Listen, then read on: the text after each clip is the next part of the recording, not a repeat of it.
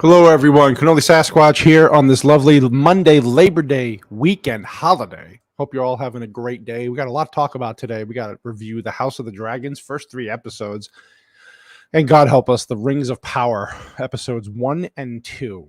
Really an interesting show. But I wanted to first get started with the the House of the Dragon. When I went into this show, watching this, initially hearing about the show, I really had some secondary thoughts about getting into another Game of Thrones show. The season 7 and 8 of Game of Thrones, the original show, left such a bad taste in my mouth. When they announced this and what it was going to be about, I initially thought, well, I really don't want to watch this. I don't think I want to get into this right now. But to my surprise and delight, I will say that the first 3 episodes so far have actually surprised the hell out of me. The show is actually much better than I initially thought. Yeah, there's some small issues with the actual show. There's some patriarchy crap and, some swapping out of initial characters. But overall, I got to say, I really enjoy this show. Being a Game of Thrones prequel, it really, really, really, really had their work cut out for them. And I'm actually really, like I said, pleasantly surprised. And I really do like this show. So I want to thank everybody for chiming in, coming into the conversation. Anybody who wants to comment on this, please do. I am going to, right off the bat, state I never read the Game of Thrones books. Sue me, I know. No, Greg, it is not like She-Hulk, not in the least. This show is actually competently written. It's well directed, except for some fighting scenes in the House of Dragon show where they're quick cut scenes and that shaky cam stuff that I can't stand. Overall, really done well. It is not She-Hulk. Thank God it is not She-Hulk. Now, this is done well. This is done really well. And just so real quick, hey, Michelle, thank you for joining. I got some new subscribers today and some new people that are chiming in. Thank you, Michelle. Greg, always nice to see you here, buddy. Michelle, thank you for joining the conversation. Please chime in. Anybody who, so basically here's what we're going to do. We're going to do a basic review of the first 3 episodes. House of Dragon, episode 3 came out last night. So I hope you're all caught up with the show. If you have not seen this show and want to watch this show, then there will be spoilers. Not massive amount of spoilers, but there will be spoilers. But I want to get into the conversation of what most people think who have seen this show and what they like about it so far, what they don't like about it. So I appreciate everybody coming into this and listening. So just as a quick synopsis of what this show is, House of Dragon is an American fantasy dramas television series. It's a prequel to Game of Thrones. Obviously, it's in the second. It's the second show in the franchise. Of course, the creator George R.R. Martin is the author of what the books are based off of. Both of this series is based, just like the original, off of the book A Song of Ice and Fire novels by George R.R. Martin. So what I think is interesting here to get off the bat is Mikhail Sapachitnik was the showrunner for this show. I don't know if he did the original Game of Thrones show, but he's a showrunner for this show. Was actually gone. He's gone from HBO. So people who did not know that is that he is gone, which is probably a good thing. He's one of these ones who started getting into this political stuff with this show. After each show is done, the HBO does a post-show kind of thing going through the synopsis of the episodes, and he was getting a little political with things. When most people were saying this show, what you're saying the show is actually about is not what it is about. Warner Brothers is going through sweeping changes. New president, CEO, person running Warner Brothers is coming in, just wiping the slate clean. And we have a new showrunner coming in to do the House of the Dragon show, who is a veteran from the original show before it got bad, which is a good thing. For people who are fans of this franchise, this is a very good thing. All the executives, all the people that did all the stuff that we don't love to this show initially are gone from Warner Brothers and HBO. Gone. I mean, they're fired, gone, goodbye. So this is really a good thing. So anyway, just getting back to the synopsis of the show. This is 172 years before the birth of Daenerys. And people who know the show know Daenerys, and what they did to this poor woman's character at the end of Game of Thrones was a travesty. It portrays the beginning of the end of the House Targaryen. Now, I'm going deep with this, so if you don't know what I'm talking about, just follow along. If you end up watching the show, like I said, there will be spoilers here. So again, comment, whoever's listening, comment in. Tell me what you think about this show, what you like about it, what you don't like about it, what you think of the storyline so far. I think it's fantastic. Yeah, Michelle. They Warner Brothers is cleaning house. Like a lot of people, like a lot of these networks in the future are going to be doing. They're realizing that the people who had agendas are just not doing them any favors, and we're going to go into some of that. But anyway, this is the beginning of the House Targaryen. It leads up to the covering of the Targaryen War of Succession, known as the Dance of Dragons, very popular. So yeah, this was announced back in 2019. Finally, here we are. And again, was not really too happy about this to be yeah, exactly. I wasn't happy. I wasn't that I wasn't happy a new show was coming out, but like I said, the end of the original Game of Thrones show really did not do anybody any favors. I think, and Michelle here with me, we were massive fans. I don't even know, Michelle, if you actually had read the books. I never read the books, so my questioning on the lore might be a little off. Michelle's actually a little bit more of an expert on the Game of Thrones, the lineages and everything. But so far, I got to say, I'm really impressed. I will say the first episode, what did I like about the show compared to this other show that I'm going to talk about later, which is absolute garbage. Okay, I thought so. I wasn't sure. Michelle. So what I like about what I'm seeing so far is that, like I said, the writing has been pretty competent so far. Like they're setting up the characters. The way a good show is, you set up the initial characters, you talk about the initial character, you pretty much from off the bat know who the good guys are, who the bad guys are. And with Game of Thrones, what's funny is that you really don't know where that in between lies, is what motivations are coming from, where, for the most part you do, but I mean, where the sneaky parts come in. The king's right hand in this show immediately. Okay, that's what I thought. I think I remember you telling me that, Michelle, like a while back, that he had read those. Yeah, it's really good. There's a lot of political stuff in this, which I like. A lot of maneuvering, a lot of posturing, political stuff. Not a lot of action in the first two episodes. The third episode started off literally on fire and ended with a great ending. I thought this is the episode 3 was probably my favorite episode. It was probably the best episode. I saw some people commenting online saying that it was the most boring one. I didn't get that at all. I really like this. I will say my favorite character so far is Matt Smith, who's playing Daemon Targaryen. He's the younger brother of the king, the uncle of the Princess Rhaenyra, who we'll get into. He's known as the Rogue Prince. This guy is awesome. I know Matt Smith from other stuff.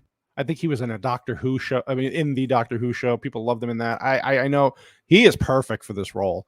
He plays really just, this kind of off the wall character. He's a fierce warrior, experienced dragon rider in the show, and he's really plays the part well. You can see the guy Matt Smith loves playing this character, and I like his character. People will think he's a little crazy in the show, and we'll get into that. Thanks, Greg. I appreciate the support. Yeah, this again, the first half of this show that I'm doing today is going to be a lot of the House of Dragon stuff. If you, like I said, it might get you interested in watching the show. If not, I do appreciate all the support from everyone. The second half of this show is going to be about Rings of Power. Boy, do I have a lot to talk about with that show. Wow. Yeah. So. Yeah, this is a good show. It's like I said, it's well written. It's oh, sorry, Abomination Age. I thought I did earlier, so I apologize about that. If my link is not up, appreciate Abomination AJ for always dropping in. Yeah, I am so sorry. I will post the link on my Twitter from my YouTube channel. I thought I had posted a link earlier for the actual show to start. Maybe I am wrong. But I appreciate the information there, Abomination Age. If I did not do that, and that is on me. I am sorry about that. Let me see here.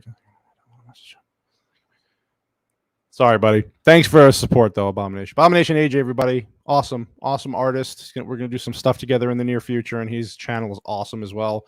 He had a great episode yesterday talking about She-Hulk and I think House of Dragon. So, yeah, anyway, again, I want people to chime in on this and tell me what they think of the show, what they think where the characters are going, what might happen in the future of the show.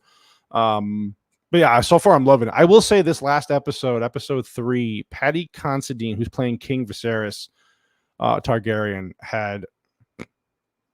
Oh, I'm sorry, Abomination. Yes, you are correct. I'm listen. Thanks for calling me out on that because I would have not known. Yeah, I should send the link out that I'm specifically live, and I'll do that now. Actually, so I appreciate that, buddy. Thank you. Yeah, that would help though, right? With the link. Okay, so anyway, I will have that done for me. I appreciate the knowledge there. Hey, buddy, you're the experienced one here, right? I'm new at this YouTube game. But I'm gonna follow your lead, buddy, because you're killing it right now. Yeah. So the guy Paddy Considine, who's playing King Viserys in this last episode, really was. Now there's a time jump in the show for people who aren't aware. I think the last episode from 2 to 3 is a 2 to 3 year jump. So you see the king with his new wife.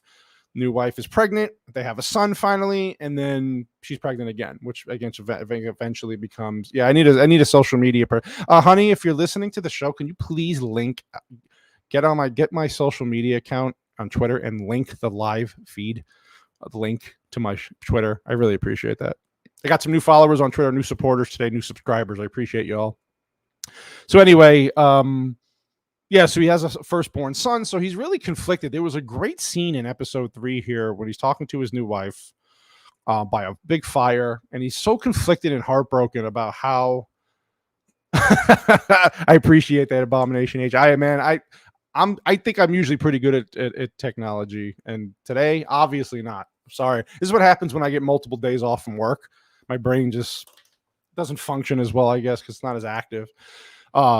This was really good. The acting in this, I really like this character playing King Viserys Targaryen. I really feel bad for the guy. He's a people pleaser in the show. He just wants to. He's conflicted about, and he even has a comment in the show about how when he's doing one thing to please something, and he's always going to upset somebody else. Welcome to life, right?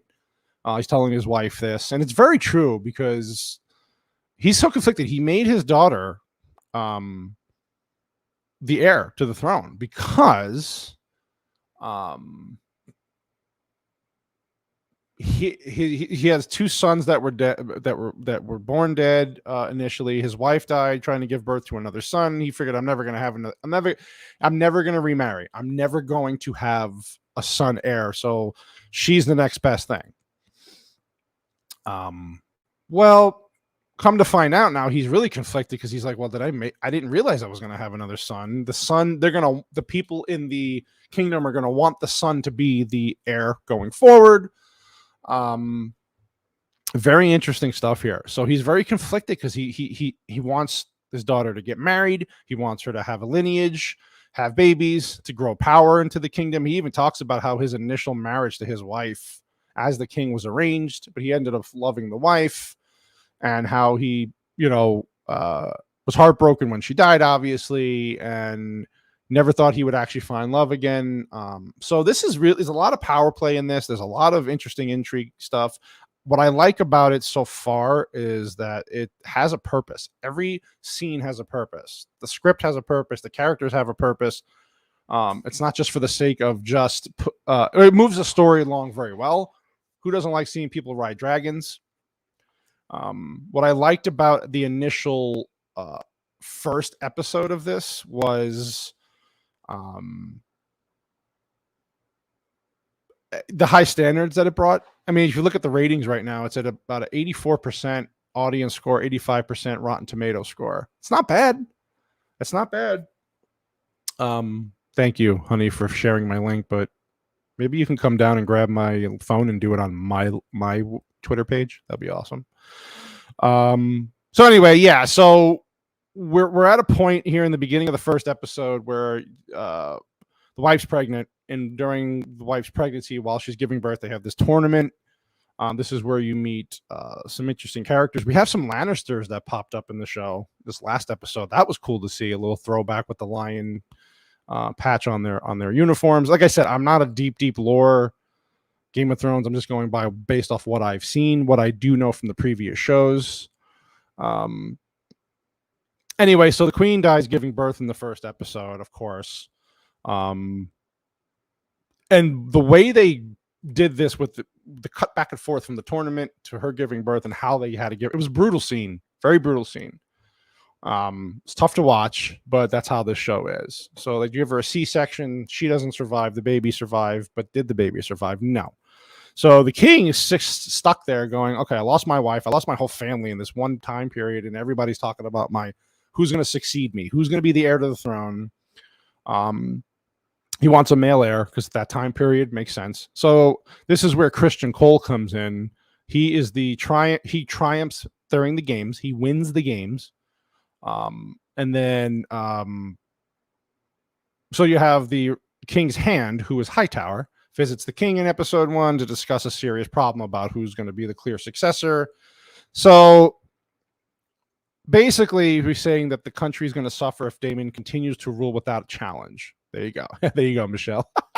That was a good one. Yeah, so there's a lot of political play here, which I do like. It's what I liked about the initial show. Not so much the action and the dragons, which were fun. The behind the scenes, the smaller stuff, the quieter stuff, the political maneuvering. Hightower is the king's right hand. Is it the king's hand or right hand? It's hand, right? Yeah. So So here we go with the Game of Thrones stuff again, with the political stuff. So the king's hand, Hightower, his daughter, Lady Alicent, is basically convinced by the king's hand to go visit the king after all this tragedy has happened. Yeah, you're right. Thanks, Michelle. Keep him comfort. Obviously there's motive here. Hightower wants his families to unite, and they want to have lineage and kids, and there's a whole. You can tell immediately there's a deeper thing going on here. She's a little hesitant, but she's going to do what she was told to do by her father. So what I like about what Will Smith's character is doing, and I want to go off of something here. I want people to, maybe Michelle can help me with this, if I can get this stupid thing to work. What do you think about the initial character of Matt Smith? Sorry, Matt Smith playing Daemon Targaryen. He's kind of banished. He's made he's put in control of the city's guard, the city's watch. Has these gold cloaks that everybody knows what they are as soon as they see them. In the beginning of the show, it goes right at it. Going after murderers. He's going after rapists, chopping people's hands off, killing murderers. And everybody's against this. And everybody's like, oh, he's being too forward. He's being too vulgar. It's not a good look for the kingdom. And I'm sitting there going, well, it got the point across, though. Like, if a murderer gets killed by a known murderer who's convicted gets killed by somebody who's the King's Watch, this is what they're for. Law and order, right? I think he did a damn effective job at portraying that. And what I love about what Matt Smith is doing as Prince Targaryen is just unbelievable. The guy is, to me, is the whole show, but I am starting to like the king more. So then you have also Princess Rhaenyra Targaryen. I really see Michelle saying, I really like how he portrays his character because he's almost feel bad for him, but you can also hate him. Yeah, he's got that duality thing where you see the craziness, you see the wheels turning constantly, and he wants power. He supposedly should be the heir because he did at the beginning of the show, the first episode, he really should be the heir. There's no male heir, and then the daughter at the time, Rhaenyra, is really not thought of as being an heir because she's, of course, a woman and whatever. But he really should be the heir. And he even says this to the king, like, I'm the heir. I'm going to take that throne someday. He even sits on the throne in the beginning of the show, which is a no-no. So, but yeah, you kind of feel bad for him in some aspects because he's being looked down upon. Everybody thinks he's crazy. He goes a little too far with his tactics. I don't know. The guy's effective. But the actor is so good. Like, this is the thing I love about this show so far. Everybody plays a role, and you see where this is going to kind of go. Again, the show can end terribly. I hope not. as far as I understand, the book that this is based off is not George R. R. Martin's best book. Some people think it's his worst book, but they're making some subtle changes for the better, though, so far.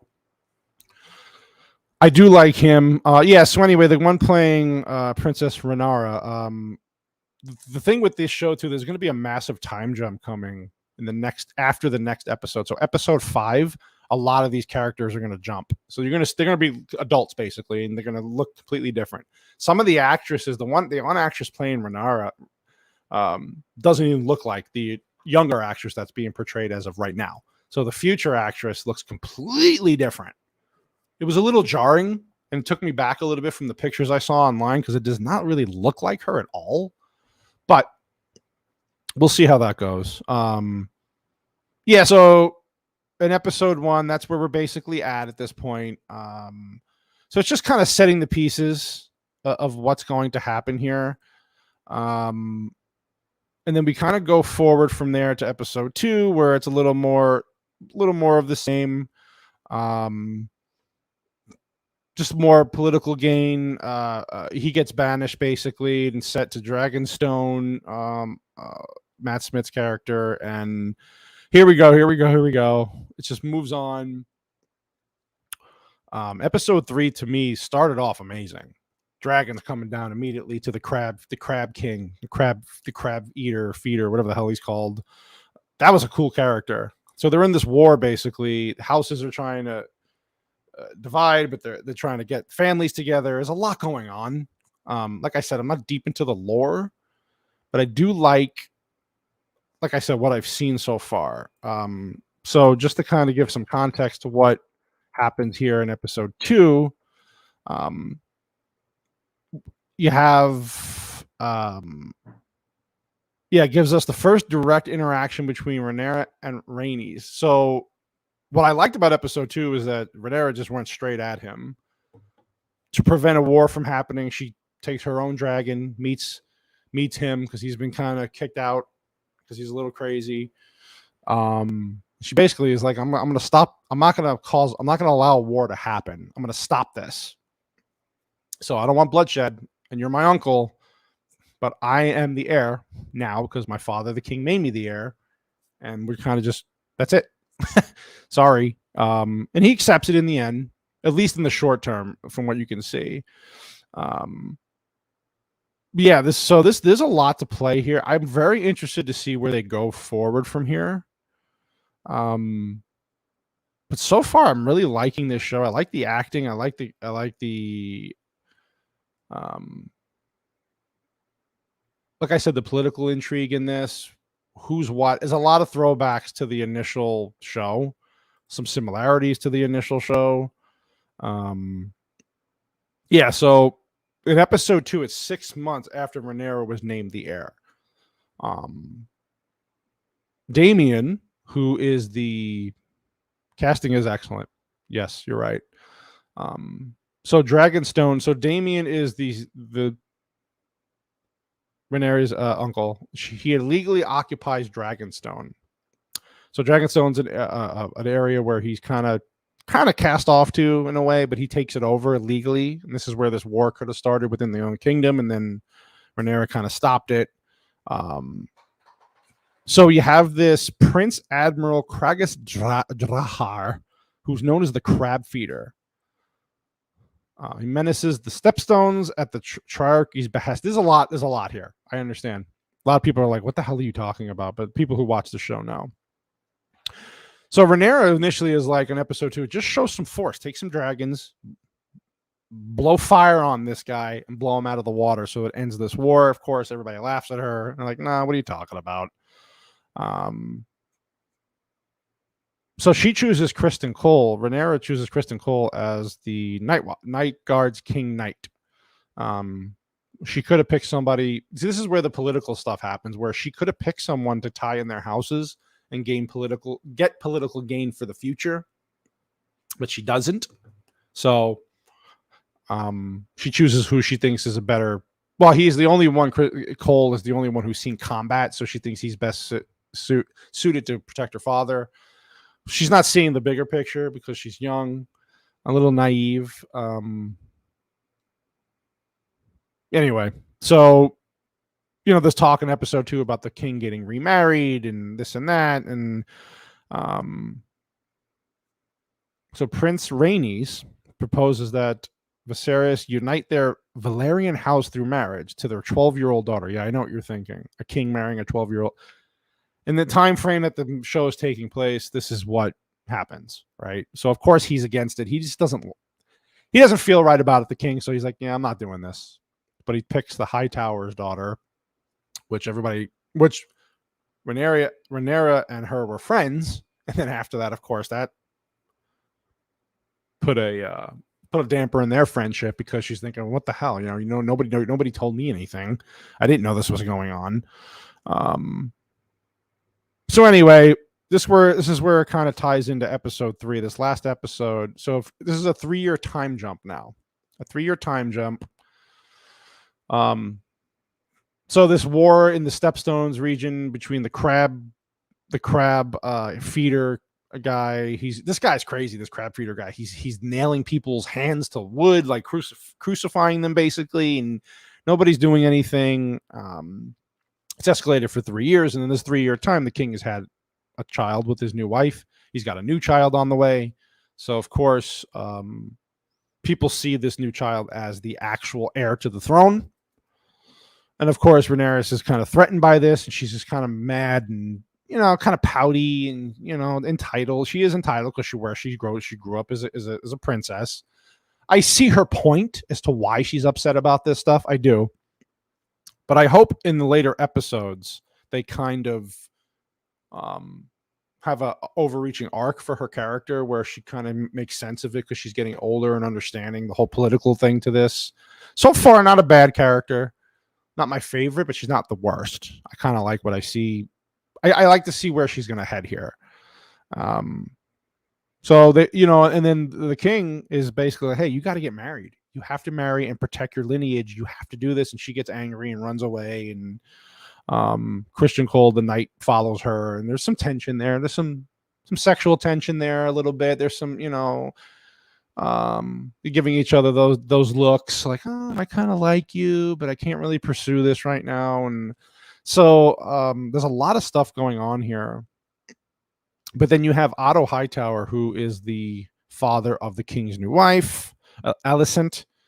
He's basically persuading her to name Aegon, the son who was just born, as the future heir. And she's like hesitant. She goes, no, Rhaenyra's the heir. She's going to be a good heir. She's going to be a great queen. It's like, yeah, but she's a woman, so people aren't going to take it too seriously. Obviously, Hightower, Otto's got a bigger plan here, right? So from the very beginning, pawning off his daughter to the king after the king's initial wife died. There's a whole thing here. But she basically, what I liked about what I saw out of the characters, like I said, the king, who again is played very good in this episode. He's so conflicted. You feel really bad for him in this episode because he's trying to do the right thing, and he's a people pleaser. He's kind of, I don't want to say he's kind of a weak king. He just wants peace because the king before him had just a peace, no war, no famine, and this king's like, I don't want to really go through all this. So he kind of plays it safe, maybe sometimes too much. But he does tell his daughter, Rhaenyra, hey, you know what? You do have to marry. You do have to have kids to continue your lineage, but I'm going to give you the free choice of choosing who you want to marry. It's the first time Rhaenyra actually smiles at her father in a long time because of all the conflict they've had recently.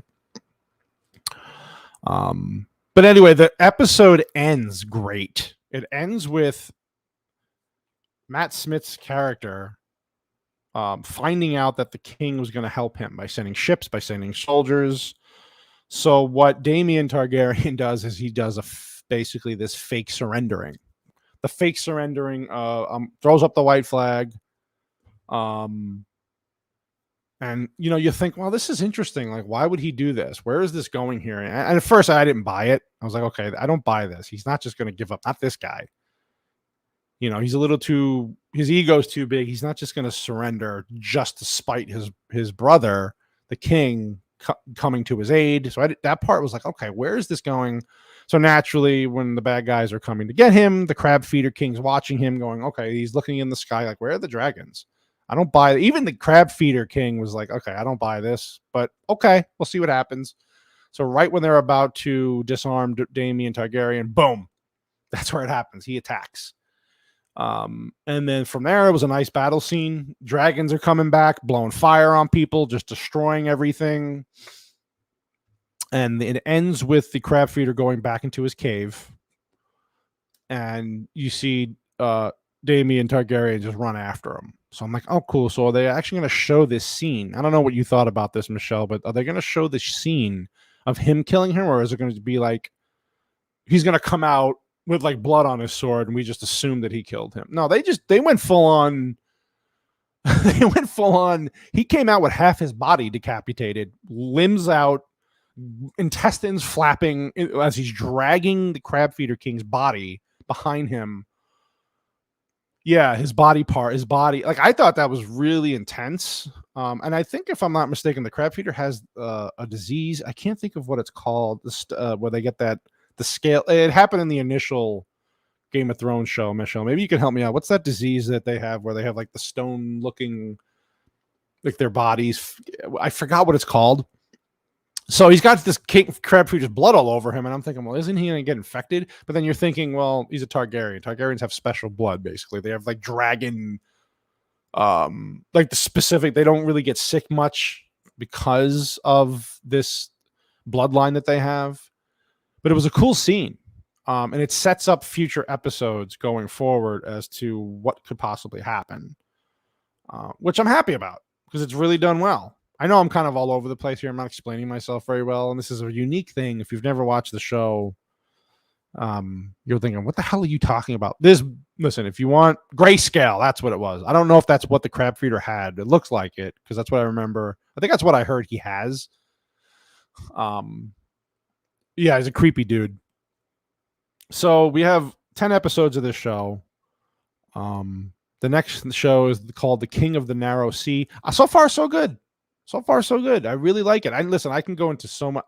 There's people that have been on YouTube all weekend talking about this episode and what's coming and what's going to, as far as today doing recaps of this episode, who have much more knowledge than I do about the books, the show, initially, knowing everybody. There's so many people's names. There's so many characters. My favorite review last night was Nerdrotic. He had a great episode with Mauler and Shad. 3.5 hours of just explaining in detail the lore of this whole show. I'm just going based off what I saw. I like it so far. So if I had to go based off a quick review, I wouldn't say it's great yet, but the potential's there. And now with the future of the show, I think it's in better hands now than what it was before, now that the showrunner's gone. And I just want to go ahead real quick here, just kind of bring this up because I want to show people. So far, people like it. I mean, you got 85% critical consensus. Not that I go by what the critics always talk about, to be honest with you. 84% audience score is not bad. Like I said, I think a lot of people, especially people I know, are hesitant to kind of get back into this show. But I want to say, if you're one of those people, jump in. I don't know how this show is going to end or how they're going to finish this at all. I really don't know. Because they can go a million different ways with this. And again, like I said, based off what the books are doing, and how the people really aren't favorable to this specific book, I think so far it's being done pretty well. I like what they're doing. And I'm happy with it. I'm actually surprised. So if I had to give it a rating, so far I'd give it a 7.5 out of 10. I think that's fair. I think that's pretty good considering how the last one ended. Season 8 of Game of Thrones to me was like a 3 out of 10. It was that bad. And I know Michelle and I, who we were big fans of the show, watched it back then, and we were just like, in the moment, I didn't rate it that low, but afterwards I was like, oh my God, this show sucks. The showrunners ruined it. And I blame George R.R. Martin for this because he didn't finish his last book. He still hasn't finished the last -6. Yeah, he still hasn't finished his last book. So this is we've been wait. I think it's been over 4,000 days till we have an ending to the original show, and that's why they're talking about doing a Jon Snow possible sequel. They're trying to do everything they can to salvage that last year or two of the original Game of Thrones show. I don't know if I want a Jon Snow show. In theory, it would be kind of cool to see where he kind of led off to, but they ruined his character. They ruined Jon Snow's character. They ruined all the characters, Daenerys, all of them. You had, to me, the Jon Snow thing was the biggest travesty because you built this guy up as the Night King Slayer, and he was the one who was going to, take mankind and beat these guys, and basically became a backseat driver in his own show. Daenerys, they turned into a monster, psychopath. I understand what some people were like, oh, well, yeah, but that's her lineage. Like the Mad King was part of her, No, she didn't want to become that. You spent 6 or 7 seasons of her saying, I don't want to do this. I don't want to do this. I don't want to be considered like, I don't want to be like my lineage. I don't want to be considered mad and insane and just have the power of these dragons is to use them for my own power. She did manipulate with them. Yes. But she didn't want to just kill innocent people. And the last season of Game of Thrones, the last episodes, that's exactly what she did. She just snapped out of nowhere. Jon Snow's an afterthought. The whole reason for her to get to the throne was wasted. And Bran become the king. Oh my God. What did they do? Thanks, George R.R. Martin, for ruining that for everybody. I appreciate it. Okay, so again, quick review of House of the Dragon. Very good show. I like it. I think people should watch it. I think you should stick with it if you can.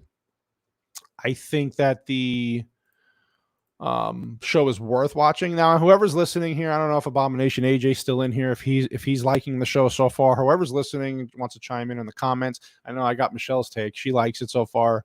I don't know what her rating would be on this. Curious to see. For people who've never watched Game of Thrones, I go by this rule. Would I watch Game of Thrones first before this? Of course. I'd hate to say, yeah, go ahead and watch all 8 seasons of Game of Thrones. You kind of have to see how it ends. If you're going to start it, you might as well end it. I really was really, really disappointed with. Yeah, it's 7.5 out of 8 I'd say really, really well done. I agree with that. I'm in that wheelhouse too. I give it about a 7.5 because I really think the show's better than I thought. This last episode, there were a few minor gripes, like when he's flying on the dragon, arrows are constantly getting shot at him, and he does get hit. This is where I gave it a pass. At first, I was like, well, I understand he's flying on a dragon, but they're shooting arrows directly at him. He's going right at the arrows. He does get hit, though. So I said, okay, I'll give it a pass. And then at the end, when he's literally running through hundreds and hundreds of arrows being shot at him, Damien, I was like, oh God. I was like, don't tell me they're going to do this hero bullshit where he's going to just duck and jive through freaking hundreds and hundreds and hundreds of arrows and not get hit, not get injured, not get hurt. But he did.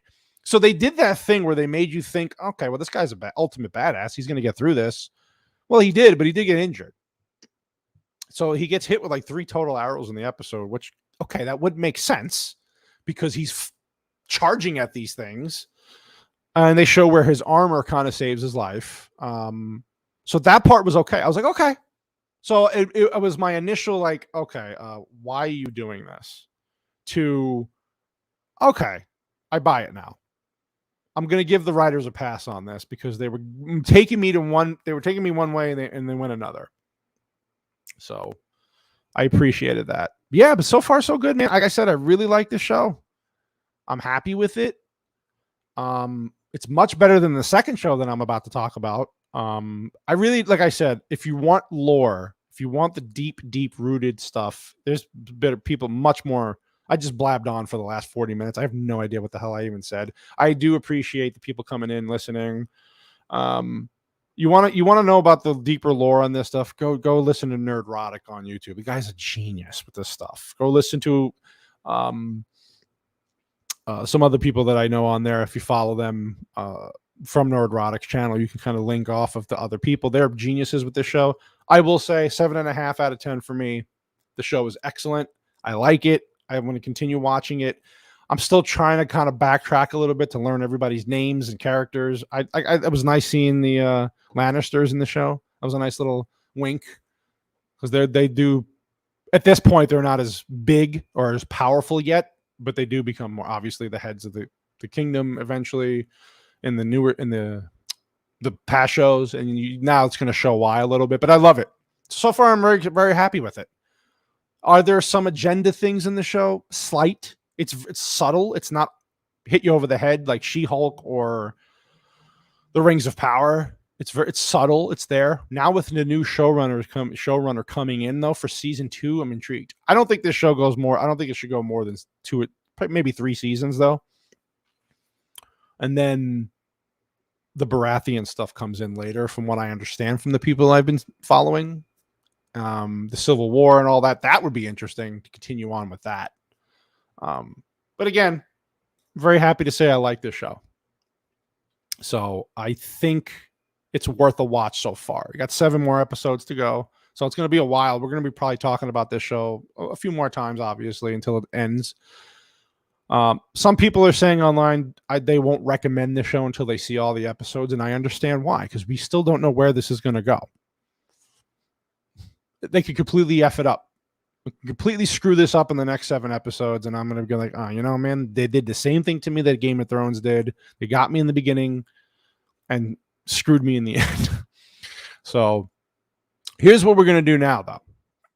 So going off of House of Dragons, it's a recommendation. Go watch it. It's on HBO Max. If you don't have HBO Max, there's other ways to get it. Go at it.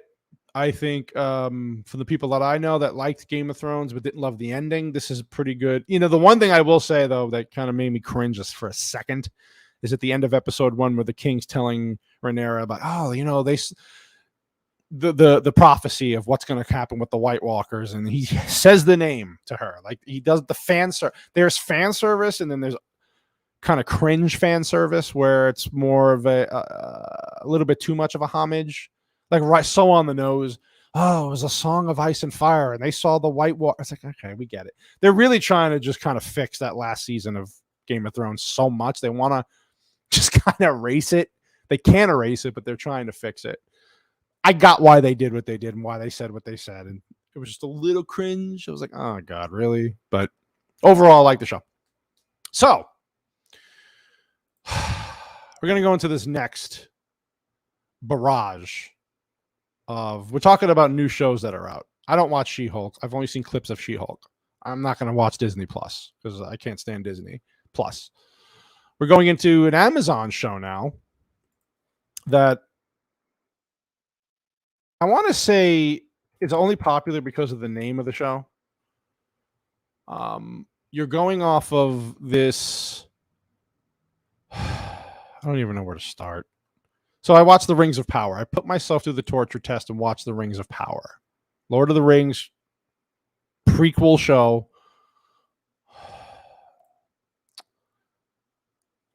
I don't think it's an understatement to say, and again, I know where people are going to come out with this. They're going to go, well, of course you're going to say this because if I've watched other stuff on your channels, I knew you weren't going to like this show. I knew you were going to hate this show. I knew you were going to talk about how bad it was. And you're only saying that because you're not being objective. I was like, oh my God.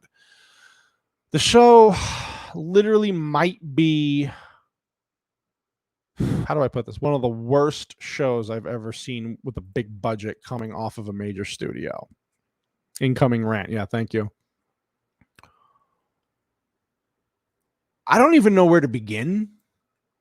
So I said, okay, I'm going to give the Rings of Power, the Lord of the Rings show, benefit of the doubt. I'm going to watch it. Now, people that I know or follow do not like the show. There might be a small, tiny group of individuals that are like, okay, I'm not going to rip you if you like the show. I'm not going to go ahead and kill you. You like what you like. Doesn't mean I have to like it. Doesn't mean that you're wrong or you're right. So there was a lot of backlash about this show initially. No, I'm sorry. Let me go back. When the show was initially announced for Amazon, like most people, I was excited. I like Lord of the Rings. I love the original trilogy movies. Love it. I thought Peter Jackson did a great job. I did not love the Hobbit movies. I like the Hobbit movies. I didn't love them. So we're going to do this. So you have this Rotten Tomatoes stuff where initially the show came out, and of course all the access media was like, oh, this is great. It's a triumph. This is an amazing show. So the initial audience score right now is 84. The critic score went up. It was at 36%. Now it's up to 39. What I don't like about what Amazon is doing, or Rotten Tomatoes also has a history of this, they're deleting negative reviews to push the score up. IMDb did this. Who owns IMDb? Amazon Studio or Amazon. Amazon also stopped reviews from coming into the show for 72 hours because they think they were getting review bombed.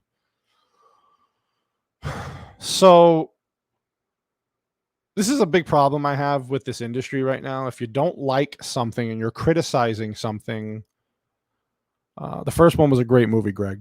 Fellowship of the Ring. It's probably my favorite one. Stick with me here for a second, people. So I know I was kind of all over the place with the Game of Thrones stuff. It's kind of all fresh in my mind. This I'm going to be a little more clear on. Criticizing a show is not racism.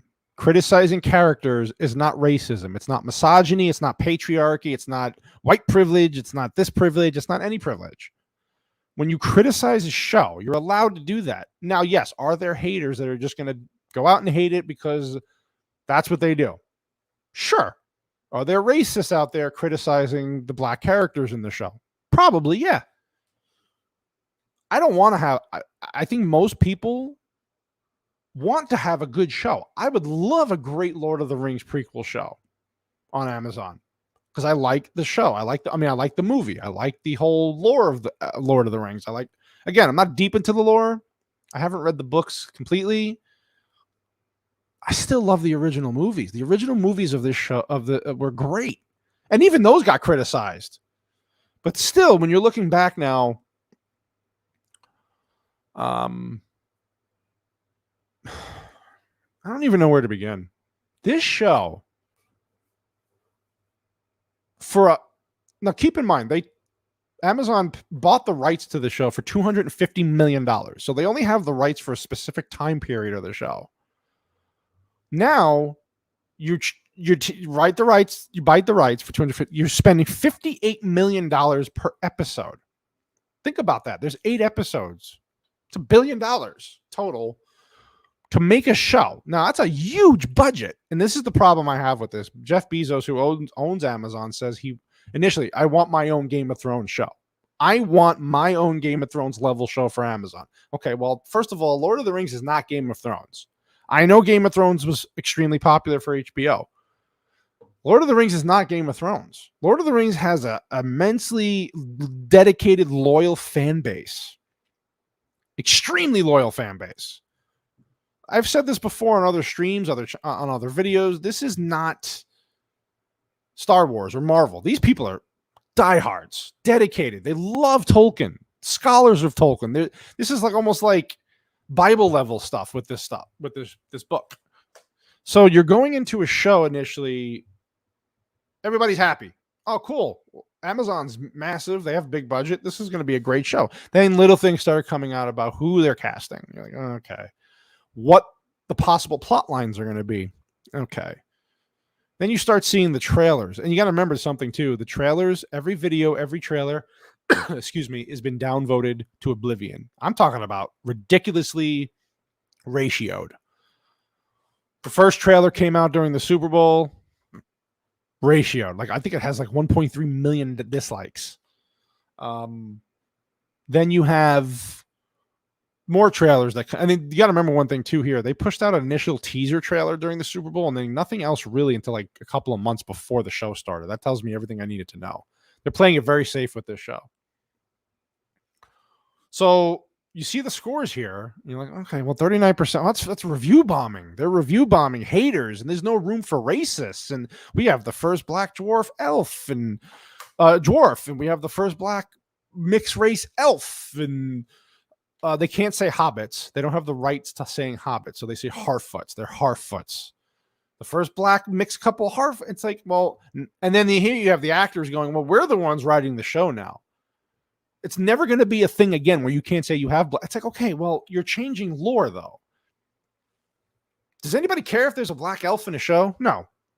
Actually, the funny part is the female actress playing the Black Dwarf, who criticized everybody and kept pushing and pushing and pushing her agenda in interviews. It's all she talked about leading up to the shows. I'm the first black, which is not true. I'm the first black dwarf. I'm the first black female dwarf.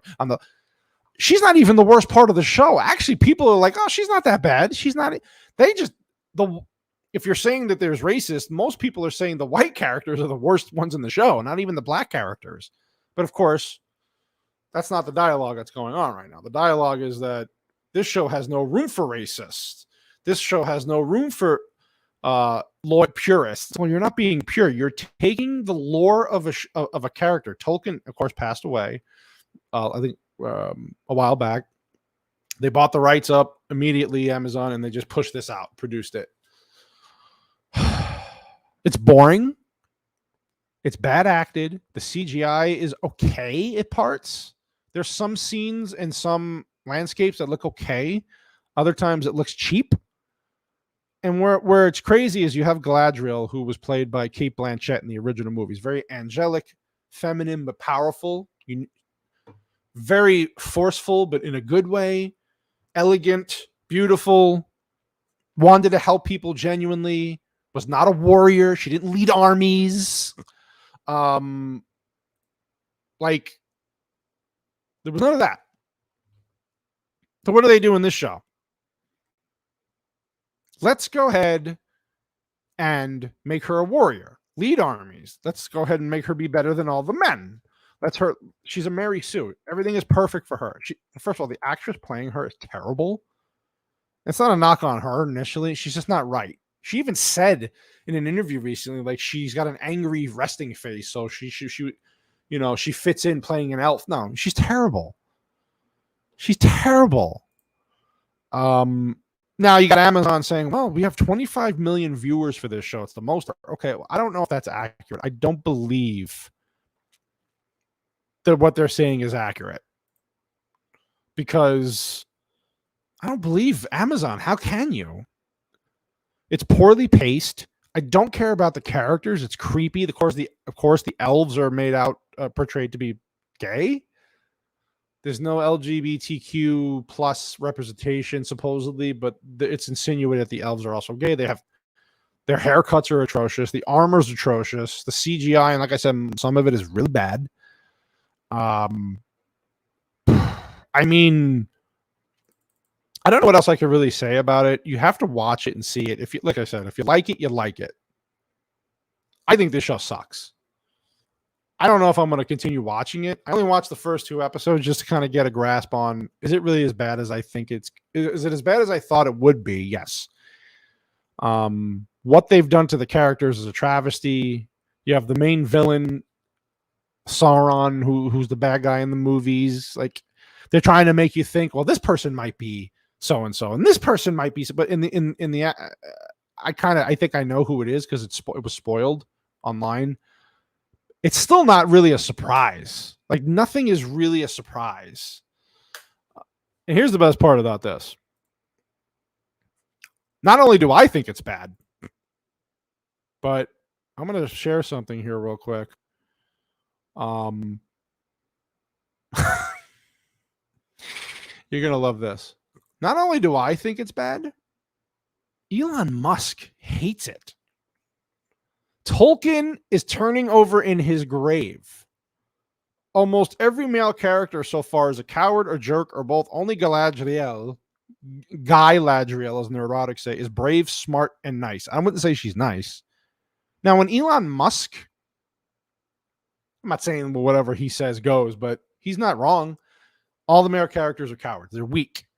She is the powerful one. There's a scene in the beginning where they're walking through this snowstorm, and basically what happens is Galadriel's brother died fighting the evil person, the bad guy. And so for thousands of years, she's pursuing him and pursuing him and pursuing him. And the men are like, no, we got to give up and go home. And no, we got to move forward. I need my revenge and this and that. They're walking through a snowstorm and it's cold and it's windy and her soldiers are falling all over the place going, nah, they can't continue. No, we must move forward. The dialogue is absolutely cringeworthy, horrible. We must move forward. Okay. Never happened in the lore. You're making this shit up. Elon Musk hates this show. I love it. I love Elon Musk sometimes. Like, you have the richest person in the world calling out your show. It's bad. Like I said, you can like the show. Not going to knock people if they say, oh, it's okay. I just don't like this idea that you could take lore and change it. And this is the problem I have with just consuming content in any entertainment form now. You're taking a beloved franchise or a beloved character or characters and changing it to putting your own political viewpoints or social issues that you think should be, this should arise from this, and you're putting it into your own. You're writing this stuff into these characters, but okay, so create your own stuff. The problem is these people don't have the imagination, the ability, or the smarts or wherewithal to do this. So they got to take these old characters, Spider-Man's, Batman's, Robin, and turn them into what they want to see the world look like. That's not how it works. You don't get to just take a character that's been around for decades, years, and change it to what you want to see. If you want to create your own, great. Create your own freaking gay elf. I don't care. A black elf, a Puerto Rican elf, a Jewish elf. I don't care. But don't take a Lord of the Rings. Don't take the Lord of the Rings lore and change it to something you think we need to see. You don't get to say what I think I need to see. You want these people represented. Make your own content from scratch, but you can't. You don't have the capacity to do this. So you have to take stuff that's established and ruin it. This show is terrible. It's beyond terrible. And again, I know people who like it or are watching it. I'm not going to knock them if they like it. That's your opinion. Okay, fine. But don't sit there and tell me that I'm wrong because I'm misogynistic. I'm misogynistic because, oh, how could a female? Well, look at the original Lord of the Rings. Elves were doing magical things. That's how they were written.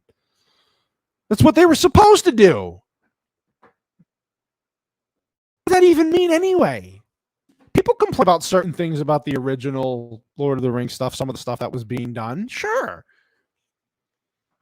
But they've gone way above and beyond. I mean, it's so on the nose where the black elf. I don't even know their names because I don't even care. The black elf, a Porter hat, mixed elf goes into a bar, and one of the patrons literally says, "Why can't your kind let it go?" About something that was happening in the show.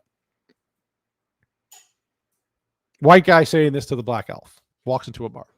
Why can't your kind just let this go? You're basically like you're he's an elf in the show where your people are, being wiped out. It's been 1,000 years. Just let it go. We are so on the nose with the racial bullshit that's being portrayed, which is not true. Then he has a forbidden romance with the white activist chick in the show. And it's Lord of the Rings. It's literally like this dialogue is soap opera, cringe. My heart goes out to you, but it's forbidden kind of shit. And it's so bad. You want to watch people watch Geeks and Gamers on YouTube, watch Nerdrotic, watch these people talk about this show and rip to shreds. Again, they're more into the lore than I am, and even I know what they're doing is wrong. It's a disaster. When you have Elon Musk calling you out, it's a disaster. Your show is a disaster. And they were saying like this show is going to make or break Amazon Studios. And here's what I don't understand. How does Amazon come out with Reacher and Terminalist that are actually good shows? But yet the fantasy shows are terrible. Worst thing that could have happened is when they got now obviously Amazon to take over this property. or at least this part of the property. Netflix is going through this too. Netflix did the same shit. Everything was just political bullshit, banter. Everybody's gay. Everybody's. They did it with The Witcher. They race swapped and character swapped so many people in The Witcher that I don't even know if I want to watch season 3. But the problem what I have about what's going on with this show is that you have people calling out the people who are in the show calling out other people for saying they're racist. Oh, we have no time for racists. You have time to make a shitty show though, apparently, and waste everybody's money. $1 billion. $1 billion for a show that literally could be the biggest disaster ever put on screen. Literally. It's getting review bombed. No, it's not. No, it's not. You're getting bad reviews. Negative. So what do you...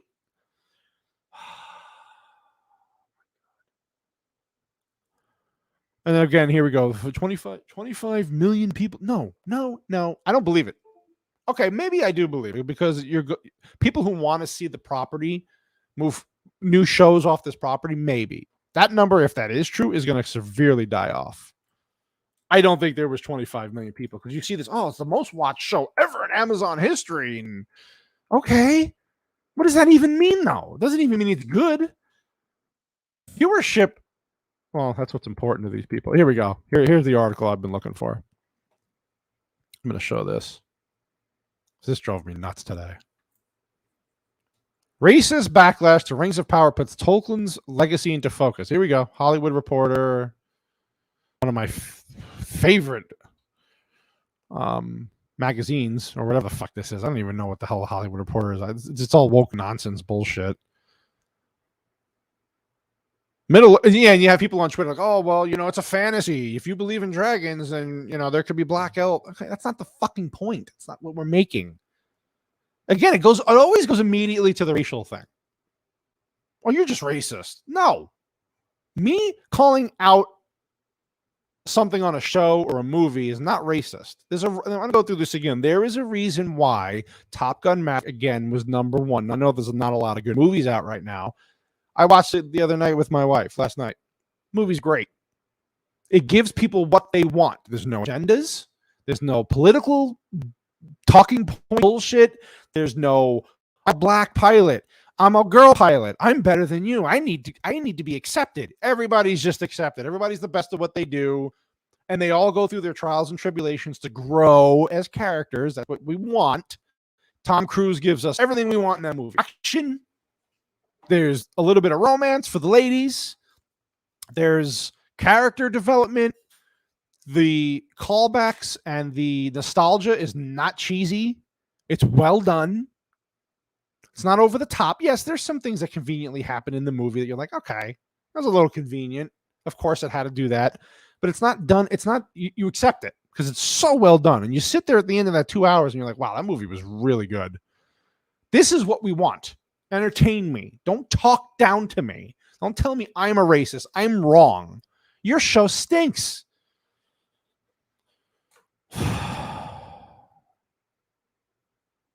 Here we go. What I'm discussing is our very real world, and social media is an extension of that world. That's the problem. For the past week, I've been bombarded with messages of hate, called the N-word, told to go back to Africa, and called on to be executed. Like, listen, if it's happening, I'm sorry. I'm not saying nobody's doing this, because there are some crazy people in the world, of course. But this is what they're pushing is all, because the show's getting negative fan reaction. Racist. That's all you see. It is so annoying. I've been a fan of J.R.R. Tolkien's world for as long as I can remember. I grew up watching The Hobbit, 1977. Of course, that was a cartoon. The Return of the King, 1980. Yeah, this is. Well, if you're a fan of Tolkien, then you understand why Tolkien fans are upset. It was supposed to represent Europe at the time that he was alive. Not today, not 2022, where you feel like you have to be represented. I don't see myself being represented in Lord of the Rings. There's no Italian people eating meatballs and freaking Parmesan going, hey, how you doing? Forget about it in Lord of the Rings. I still love the movies. I love the characters. I am not being represented. I don't need to be represented. I don't need to see myself everything. That's the whole point. Create your own thing. This is why I love, again, and I'll say it for the 1000th time, why I love Eric July and the Rippaverse. He saw the trend, put all his own money into this fucking new comic book, and it's killing it. And the media and the people, the woke idiots, they can't accept it. They're just like, well, I don't understand. Why would people hand over $3.5 million to someone who never wrote a comic book? Why? Marvel and DC, yay! Well, because you're stupid. You ruined entertainment. People are getting fed up. The big companies are starting to see what's going on. Netflix is canceling shows. There's still going to be a lot of bullshit shows out there on TV. I understand that. Warner Brothers and Netflix are starting to see profit means everything. Viewership is key. Profit means everything. If they're not getting subscribers, retaining subscribers, and losing money, that's the bottom line. These corporations do not care about you. Maybe Bezos does because he's a little crazy. He's got the unlimited checkbook. Basically, he can keep this going. They want to do this Rings of Power show for 5 more years. Why? Who the fuck is going to watch this for 5 more years? 5 seasons of this? I can't get through 2 episodes. And here we go. Yet there remains the idea that Tolkien sought to create an English mythology, that he intended Middle-earth to be comprised of only white people. This ignores the individuals of color who have populated England throughout its history. So why didn't write your own books, write your own movies, write your own characters? If you want to be represented, do this.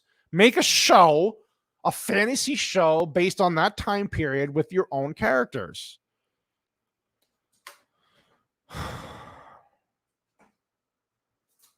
And it's always the race. Here we go. Racial stuff. Oh my God, your show sucks.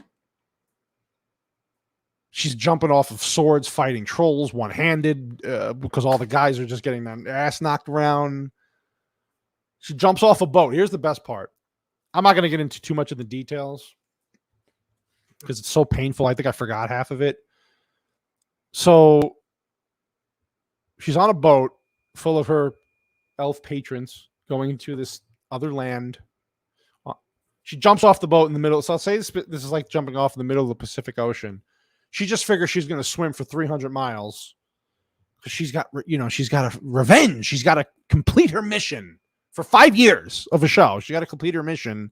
She swims and swims and swims and swims and swims. And the timelines in this are terrible. They don't tell you how long anything has really been. Her acting is awful. Her facial expressions are cringy, snarky, and she's not she's not a lovable character. Even Grace Randolph, who is a shill for these things, said that she's a terrible character and brings the show down. That tells you everything you need to know about the main character.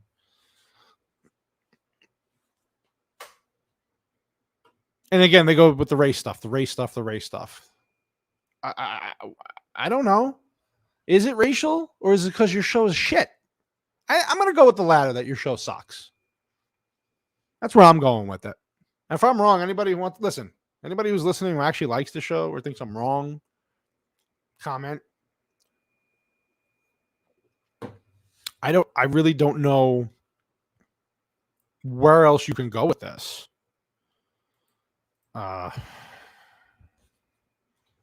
2 episodes. I literally fell asleep during one of the episodes.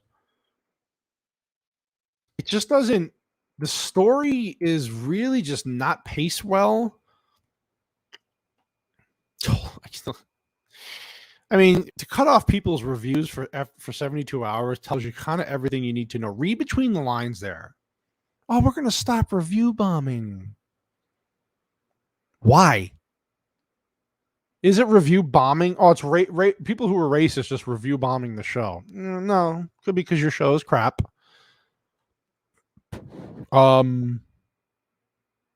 Yeah, and the main actress for the Rings of Power show said she needed therapy.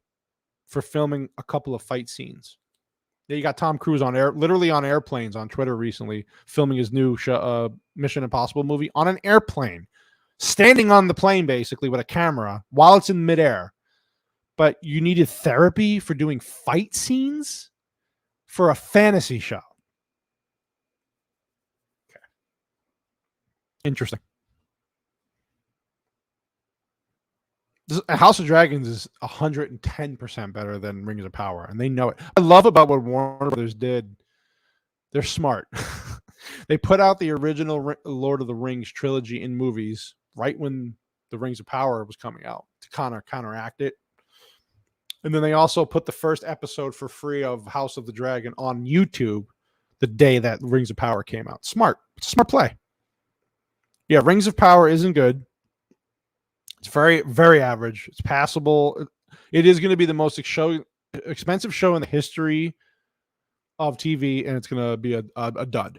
But they're going to keep it going. He already said, I think Bezos already said, they'll keep making it just to prove that, just to show the haters that we're still going to produce this stuff. It's absolutely such a joke. Yeah. The main actress in the show is so bad. The Harfoot. So you have female Sam and female Frodo. You have the Gandalf, as Gary Nerdrotic would say, Gandalf, not Gandalf in the show. She's just basically copying and pasting everything. And these Harfoots that you can't say hobbits, have these horrible Scottish English accents. It's overacted. They're dirty looking. They're supposed to be descendants of hobbits. Okay. The characters playing the female Sam and Frodo are obnoxious.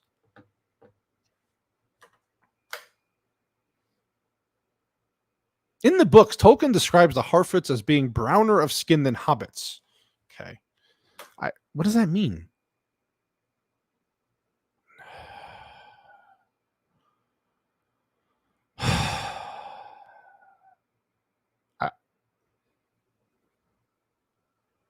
I just don't understand anymore. It's just bad. Just bad all around. Taking what was once great, creating your own thing, and ruining it. And then, of course, calling everybody racist. That's a go-to. It's like Nerdrotic said, it's creatively bankrupt. It's that bad. Watch it for yourself and tell me if you think it's a good show. Honestly.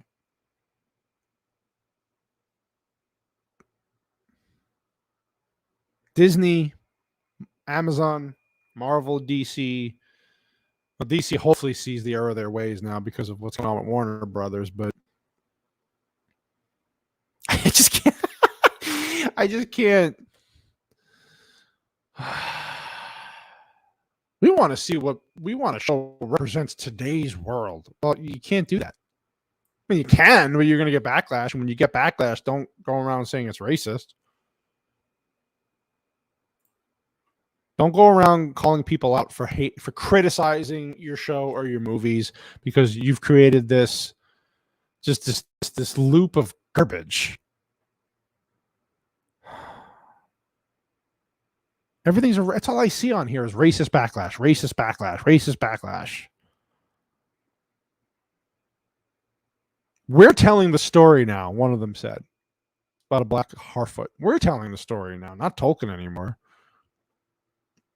Here we go. There's another one. There's another article that I think is hilarious. The Rings of Power star Lenny Henry implies critics of Amazon's race swapping are racist. They have no trouble believing in a dragon, but can accept that a black person can't be a hobbit or enough. The problem is dragons were in these products before you got there. Game of Thrones. Dragons were always in the story. What are you talking about? It's not about racist. It's not about you. Nobody cares that you're a black character. And like I said, most people don't even mind the black characters as much. They can't handle the idea of a black person who could be a member of the court, a hobbit, or an elf.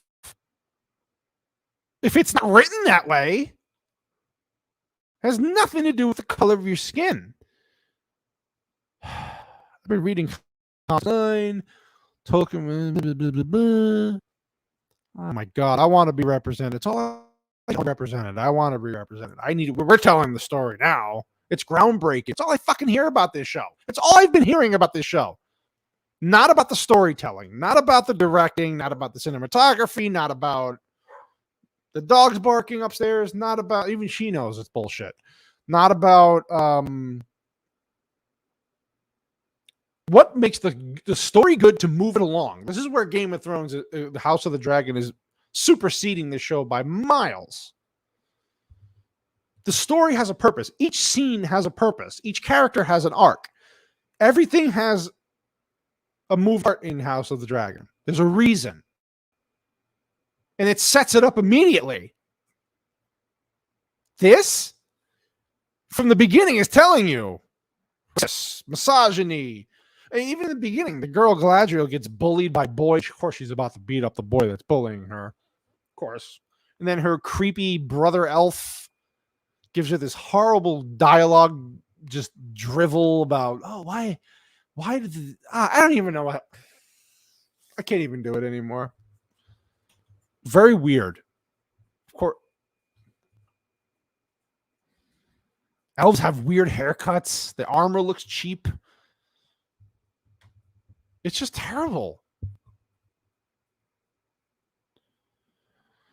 I don't know.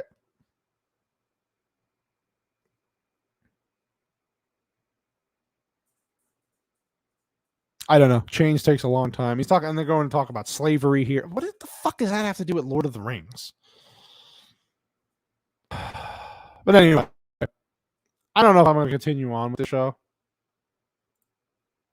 I honestly don't know if I'm going to continue on. I really don't know if I have the mental strength to get through another 6 episodes of this. I might, and I might talk about it again on another stream. I really don't know. Sasquatch Jr. is not happy. He's been drinking all night talking about this crap. So I really don't know what to really make of this anymore. It's just a garbage show. I think House of Dragons is much better. I like House of Dragons. I think House of Dragons is going to go ahead and do well. I think it hopefully will end well.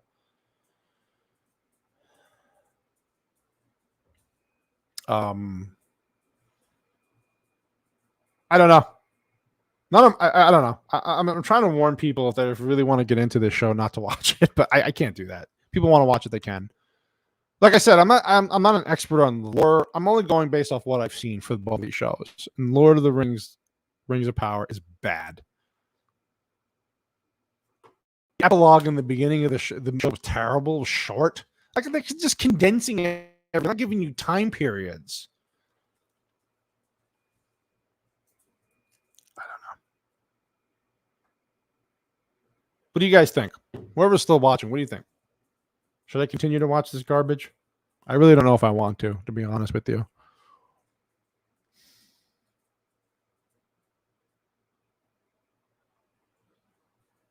It's just really bad. But again, like I said, if I'm wrong about something, if I'm missing something here, please let me know. Because I really want to know what people see in the show. Michelle wants me to watch a few more episodes. She wants to hear more ranting. I'm going to have to compile a better list of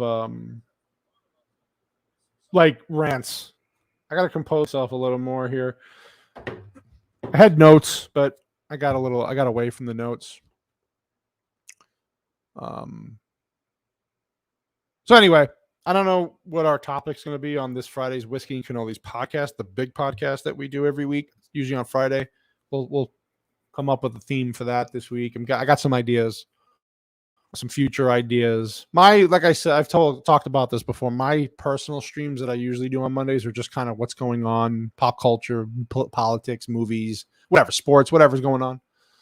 So I'm interested to hear from people in the comments. If you're listening, if you're part of this show, if you're part of this community who likes these shows, if you want me to talk more about this, let me know what you like, what you don't like about my streams. I can take it. I'm a big boy. I know I'm just kind of seem like I'm rambling. I know it kind of seems like, well, you're not really giving much context here or detail. There's a lot going on this weekend. There's a lot of detail in these shows. Like I said, I'm not the expert lore. Game of Thrones, Lord of the Rings. I'm going by based off what I see, and I see trash with Rings of Power. Like literal trash. If you want more in-depth stuff, there's other people on YouTube that can give you that. I just like to go on rants and bitch and moan. It's basically really,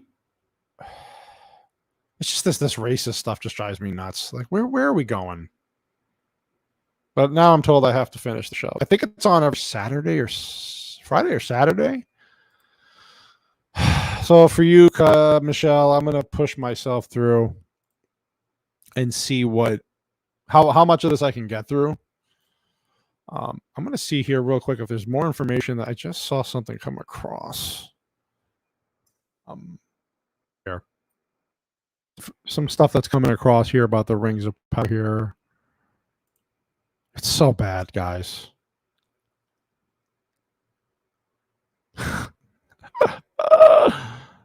Yeah. I'm seeing people on Twitter talking about how the House of the Dragon episode 3. God, it was so good. It was really good.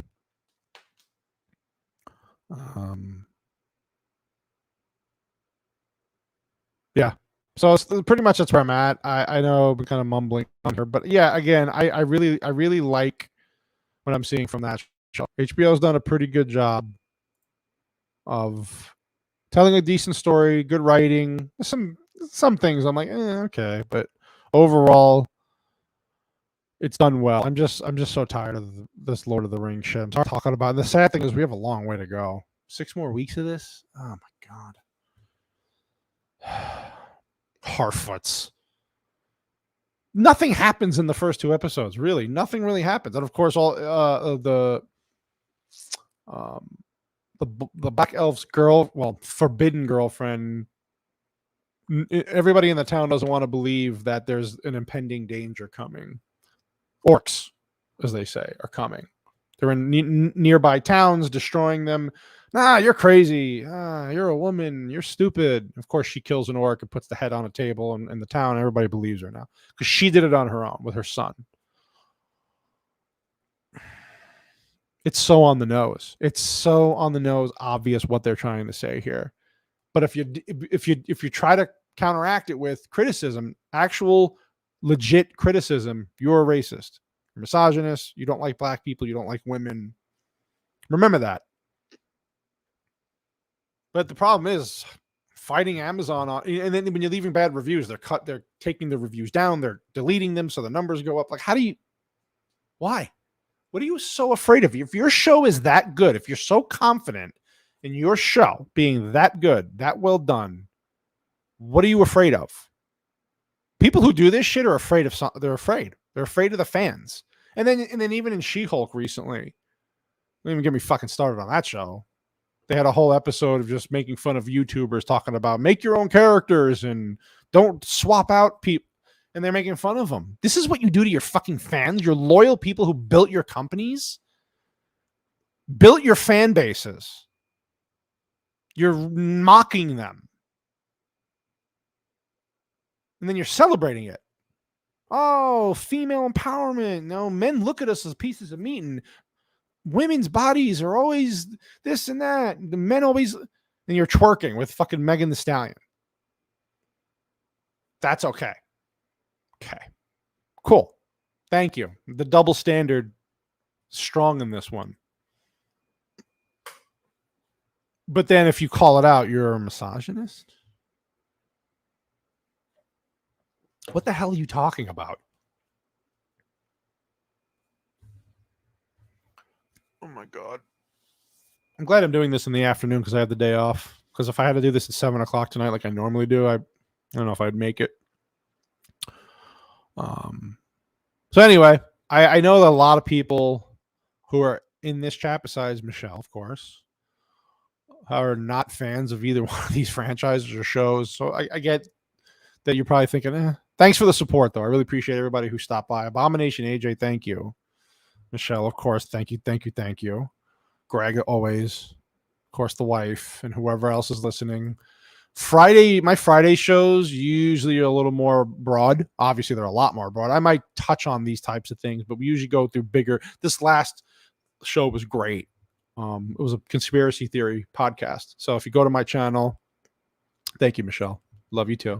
If you go to my channel on YouTube, CannoliSasquatch, it's going to have all my shorts. It's going to have all my previous Whiskey and Cannolis podcasts, my own personal ones. You don't have to like them all, but I will say, if you like the videos, if you do subscribe to the channel, and if you hit the notification bell, it will help because it'll tell you when I'm on, when anything new comes through. Liking shows YouTube that you actually like it, and then it'll get me more views. And then subscribing, of course, is huge because subscribing gets the viewer count up and it's more seen more. I got some subscribers today, which is great. I really do appreciate it. In the future, I would love to have some guest people. I want Abomination AJ on here because he's really into this stuff. He's got a knowledge about stuff that I don't, anime stuff and even this She-Hulk stuff. Like he a little more into the comic book lore. I want to give a shout out to a few people today who followed me on Twitter. I want to give a shout out to Orange Hat Reviews on YouTube and Twitter. If you go follow him, he's going to have some interesting stuff to say about this. Also, Sporking News Podcast. Sporking News Podcast gave me a follow and a subscribe today. I really appreciate that. He's going to have a show as well tonight, I believe, about, I want to say it's 8 p.m. tonight, if I'm not mistaken.